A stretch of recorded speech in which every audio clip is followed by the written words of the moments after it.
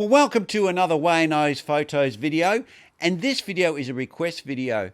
And one of the guys down in the comments saw my Look SRM EXAKT pedals on the video What's on Waynos Bike, and he wanted to know a bit more information about those pedals. You know, what are they like? Are they worth it? Are they difficult to set up?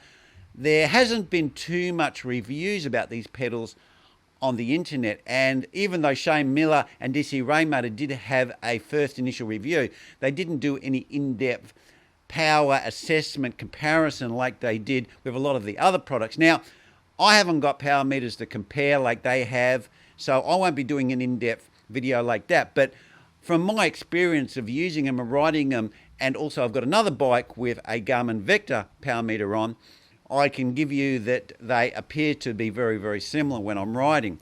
So let's roll the intro and let's get into these pedals. Are they really worth it, and what are the pros and cons with them?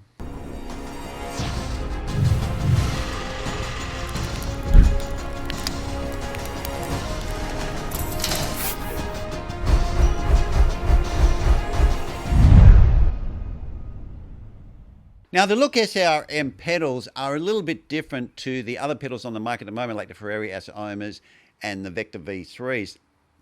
They need to be adjusted manually to get the calibration right, because they use a magnet for the cadence, and they actually don't know where they are because they haven't got sensors in them, inertia sensors in them to work that out.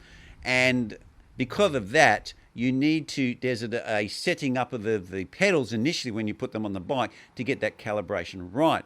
Now, to do that, there is these two spanners they give you, and one spanner's like a curvy spanner, and this spanner here clips on so you can hold it, and then you've got another spanner that you put on a locking nut, and you can actually adjust the pedal, and then you tighten it. And this puts the pedal in the right position. And they've got an app that you use, and it shows you a null point. There's a little lever that moves backwards and forwards, and it shows you the null spot where if you're within, then the calibration is within the parameters of the design of the pedals.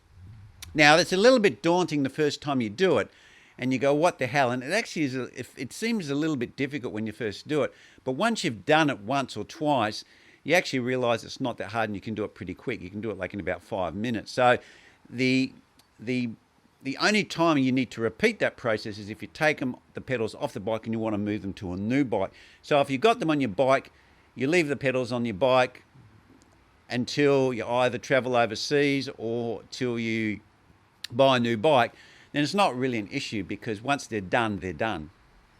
Now, the pedals are rechargeable, and one thing I was a little bit annoyed about with these pedals is that they're dual-sided, but they only give you one charger adapter, and that little charger adapter goes on the back of the pedal, and it goes red when it's not fully charged, and then it changes to green so it's fully charged. Then you've got to take it off, you've got to swap it, and you've got to move your bike near a power point. I personally do prefer the pedals that have batteries you just put in. When it tells you it's flat, you just get a new battery, you just swap it out and you put a new battery in. And I prefer that design because I don't like all this taking the bike to the power lead, to the power point. I don't know. To me, it's kind of over the top with bikes. You know, a bike is supposed to be a integrated device by itself, and wherever you store it or put it, you need to have a power point nearby, or you then, when you want to charge, you need to move it to a point which is within the reach of the lead or near a power point so you can charge it. So that's one thing that I specifically don't like about these pedals. I prefer my old Garmin's. You just take the button battery out, you just put a new battery in. When it's flat, away you go. You don't have to worry about charging it or taking it near the power point. Now, people may have their preferences there, and they might say, yeah, you know, you're not wasting so much batteries into landfill, all that. But that's still true, but for convenience, I prefer the button batteries you just replace. You ride them and they last 3 months or whatever, and you just take the battery out and you put a new battery in. That's what I prefer. Well, there was two reasons why I decided to buy the Look SRM EXAKT pedals. And the first reason is because of availability. When I bought these pedals, the Ferrari Asomas could not be bought anywhere. No one knew when they were coming back in stock. My local bike shop couldn't get them. All of the online sites, all out of stock. You just couldn't get them at all. And then I looked at the Garmin V3s, but there were so many negative reviews about the Garmin V3s that I dismissed those straight away. So I thought, okay, well look, what sort of power meter can I get? And I couldn't fit on my old one, which was my Garmin V2, because with the Look crankset, the pod device which fits onto the V2, Garmin V2, was just not compatible. It didn't fit. They tried it, didn't work. So I thought to myself, well, what can I buy that will fit? And then I saw these Look SRM EXAKT pedals. Now they haven't got a pod on them either. There's no pod. And that was another issue because the Look cranksets are very wide. It could have been a problem with that, the donut part of the pedal fitting onto the crankset. So it may not have fit properly. And that was another thing that I was a little bit worried about because you can't even try one. There's not even one in a shop anywhere that you can just put on your bike and see if it fits. So the big negative with the Look EXAKT pedals is the price. They almost twice as much as the Ferrari Aciomas.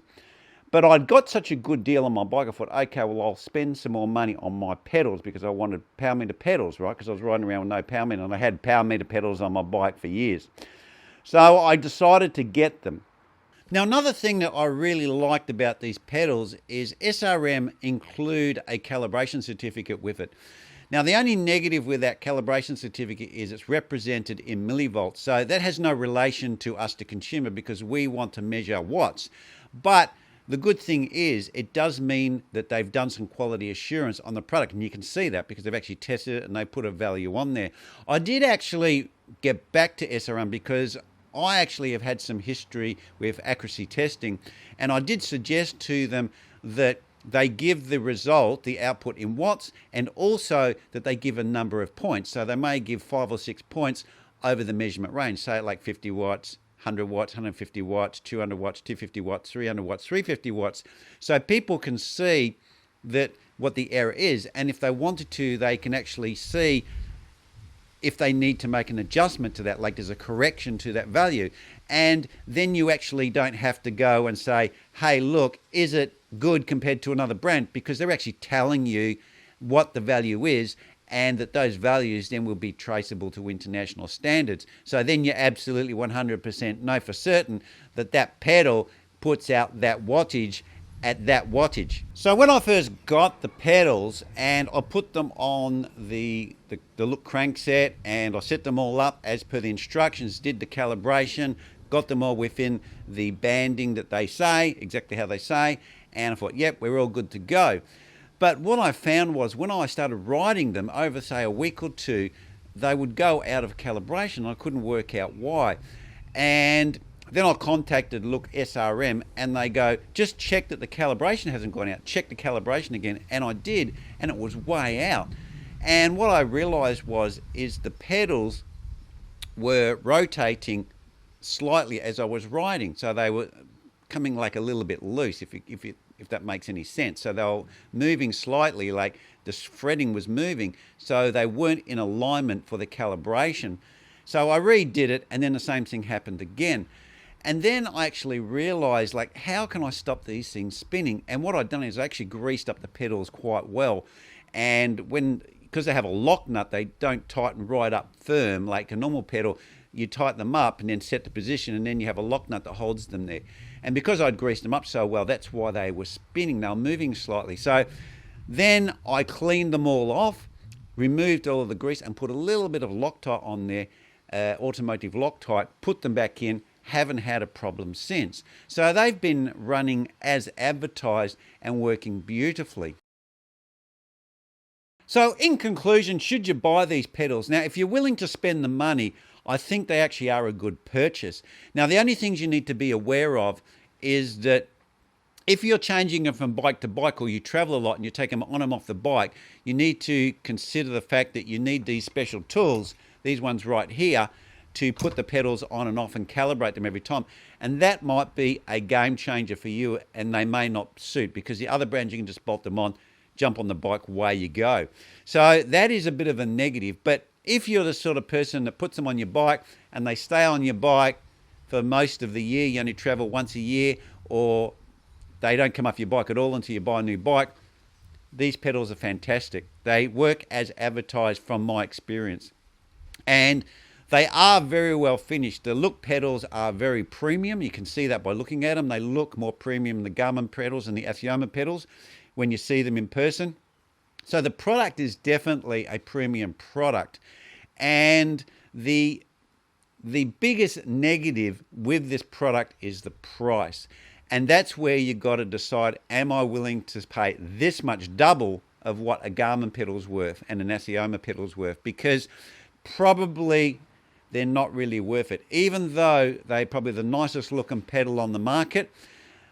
With the negatives with the tools and the price, and I think they should have put like another charger adapter in so you could charge both your pedals at the same time, which they only give you one. I think that what you're paying for them, you're not really getting good value. So even though I've had a good experience with these pedals, and if you want to pay that much money and you're very, very specific about how your bike looks, you want a very clean pedal on your bike, these are really good. But the price you pay for them, I don't know if it's really that good of value compared to other products on the market.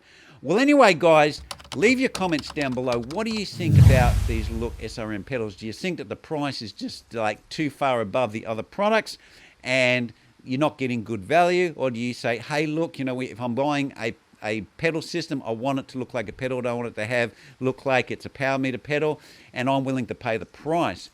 Okay, guys, remember to smash that like button, because it pushes the content out, and the more people that watch the videos, the more that people can get more information and content about bicycles.